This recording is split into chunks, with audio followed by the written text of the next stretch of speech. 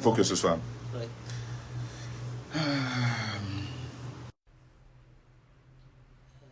On va être bref. Oui, Cette bref. fois, je vais le dire tout à l'heure.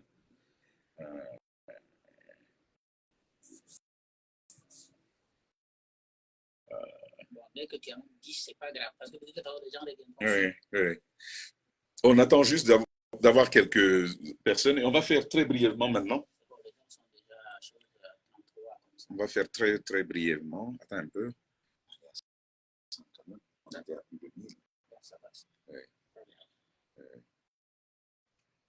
Voilà. Bienvenue, les gars. En fait, on va faire... voilà. Mohamed Mara est là.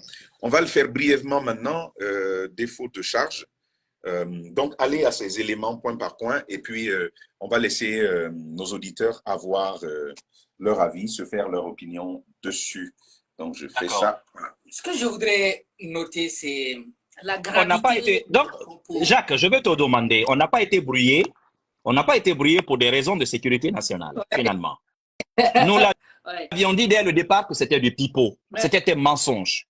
On n'a pas été brouillé pour avoir violé la loi ou le contenu des cahiers de charges.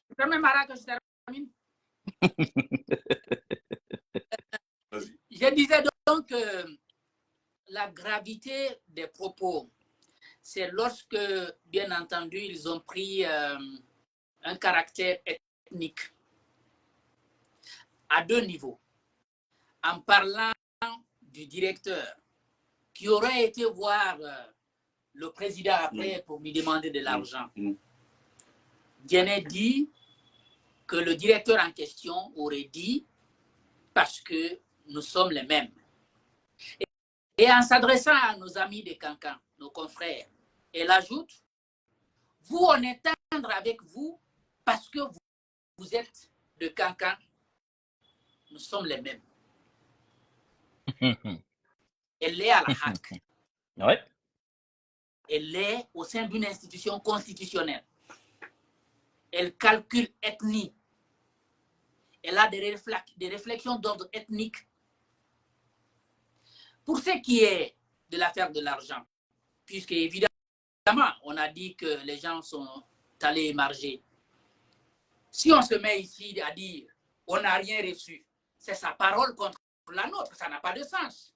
C'est pourquoi depuis ce matin, on dit ce qui peut éclairer la lanterne de tout le monde, c'est que nous demandons, et je crois que nos patrons de presse qui viennent de rendre public leur déclaration l'ont fait aussi, c'est la publication de cette liste.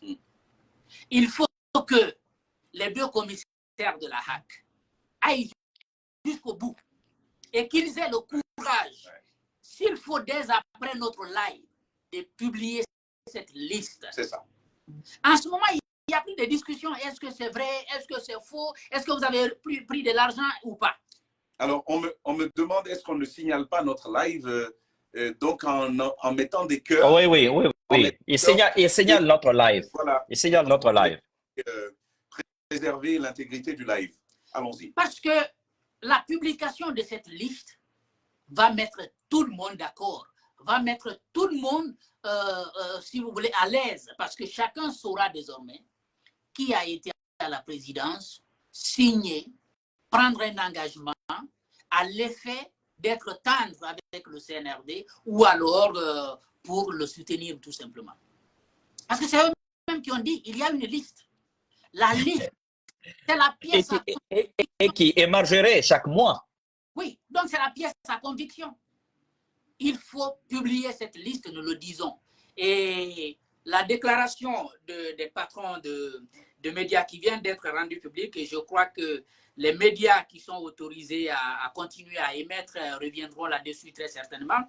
Mais je vous lis déjà quelques extraits.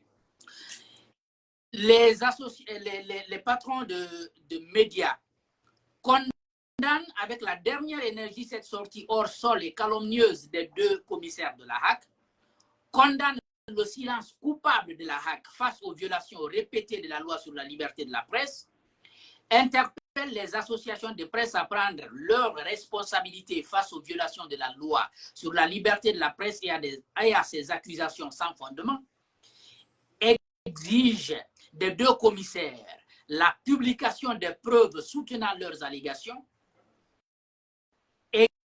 exige, les deux commissaires, donc soutenant leurs allégations, c'est bien ça, exige donc la publication de la liste des patrons et journalistes qui auraient émargé auprès du conseiller personnel du président de la transition, El Hadji Thierno Amadou Ba, et décide de porter plainte contre les deux commissaires pour diffamation et menace. Parce que si vous avez très bien écouté sa déclaration, elle va dire que c'est Dieu qui nous a aidés.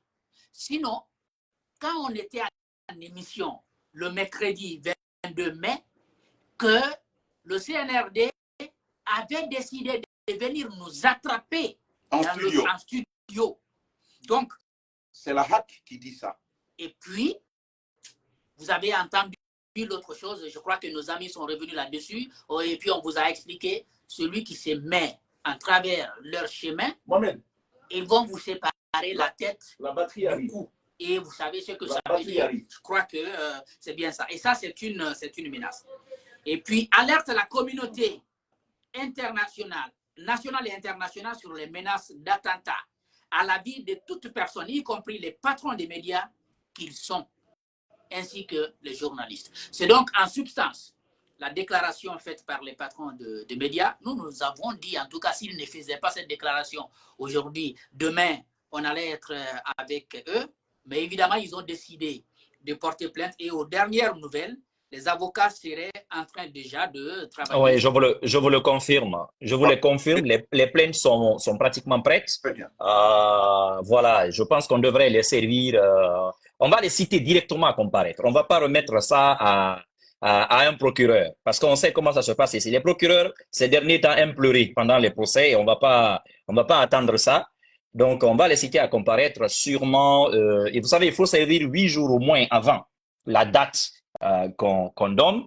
Donc, ensuite, on ira pour la première audience où les cautions vont être fixées. Mais il faut donner la chance à la haute autorité de la communication à travers ces deux commissaires à aller donner les preuves de leurs affirmations. Un patron qui échangerait carrément sa ligne éditoriale contre 100 000, 200 000 ou 300 000 euros. Mais nous avons des preuves. Hein? On n'est pas pressé.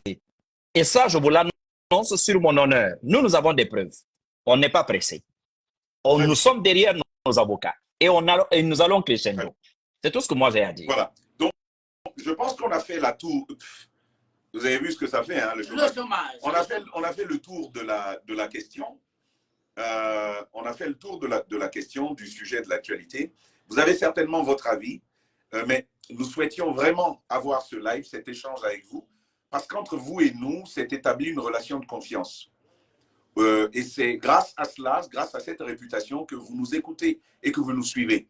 Et donc, quand il y a une telle situation, vous vous dites, mais que se passe-t-il? On a besoin d'informations et c'est pourquoi nous avons pris sur nous de vous rencontrer, donc de parler avec vous directement sur ce live.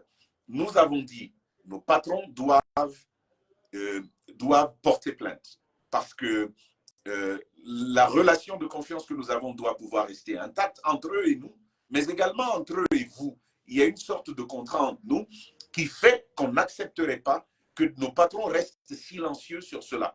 Autrement, nous aurions fait un autre live contre les patrons, ou même on aurait pris des mesures. Je crois que je l'ai dit à une amie, si mon patron ne réagit pas à ça, j'en tire les conséquences et l'avenir, vous verrez justement que c'est bien lié à cela. Voilà.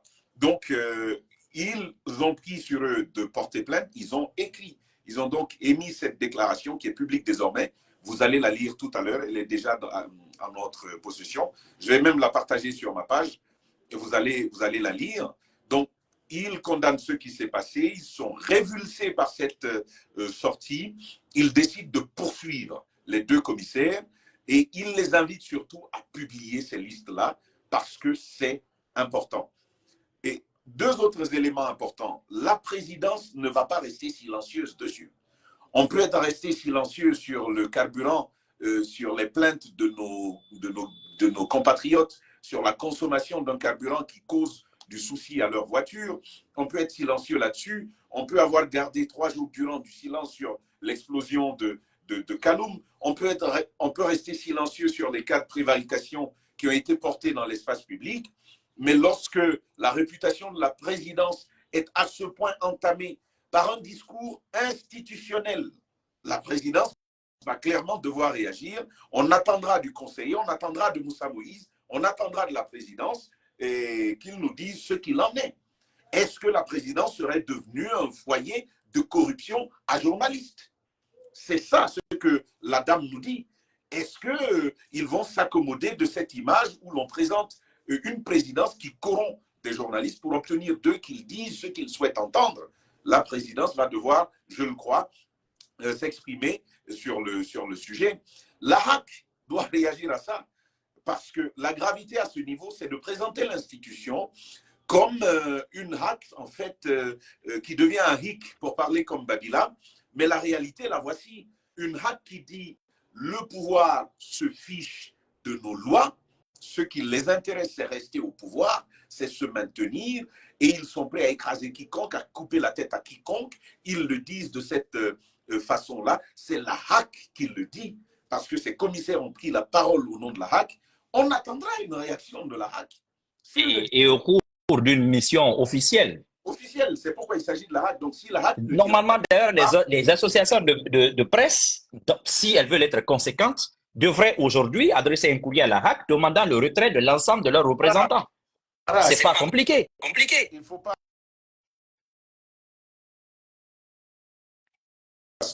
On n'entend pas dans ce. Moi, ce que je dis tout simplement, on attend la HAC qu'elle réagisse. Parce que si elle ne réagit pas, ça va être une autre réaction de toutes les manières.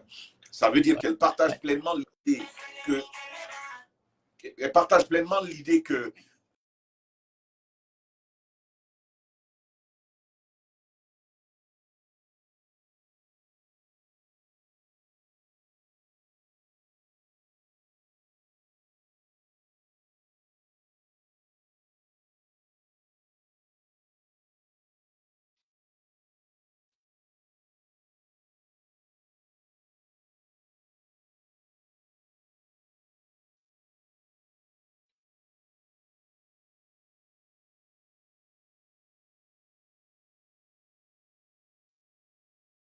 Bon, vous êtes devenu bobo, hein? On vous entend plus.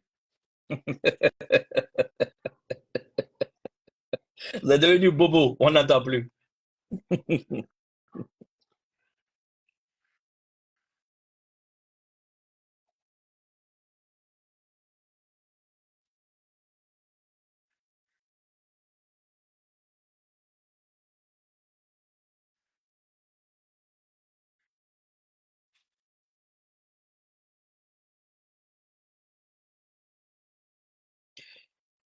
Écoute, moi, je veux simplement remercier encore le peuple de Guinée, d'ici et ailleurs.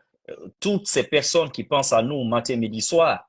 On peut je sais que c'est le cas de vous tous, on peut se réveiller en pleine nuit, on trouve plein de messages vocaux, des écrits et tout ça. Euh, des personnes, des Guinéens lambda ici jusqu'à l'intérieur du pays qui nous apportent leur solidarité, qui nous disent combien de fois ils nous aiment et combien de fois notre absence est préjudiciable aujourd'hui à la construction de l'édifice national et tout cela. Nous, ça nous encourage. Je veux dire merci à toutes ces personnes. Je veux dire au CNRD, cette situation, elle ne sera pas à votre gloire. Elle ne fera pas de vous des personnes qui laisseront des traces indélébiles, en tout cas en bien sur la conscience collective. Je veux dire à chacun, il est temps de se ressaisir. Nous avons la Guinée en commun. Ressaisissons-nous et tentons de regarder ensemble dans une direction commune pour la construction nationale.